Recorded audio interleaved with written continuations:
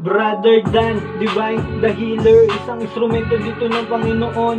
Kahit na anong sakit, huwag magatubili na lumapit. Kayang-kaya ka pagalingin, mas mabisa ang gamutan, mabilis lang gagaling kapag malakas ang pananampalataya. Iyong paniniwala sa Diyos, oo yan ang ating unang isa puso. Walang imposible pag sa Kanya nagtiwala. Di po kita binibiro, dito mo mararanasan paano magkaroon ng himala. Physical o spiritual na sakit, kahit ganong kalala, huwag ka pong mag-alala, si Bro Dan na po ang bahala. Nagbabahagi din ng karunungan, nagkaalaman na matuturing kayaman ng dasal na latin na pananggala at gabay na pangontra para sa iyong kaligtasan.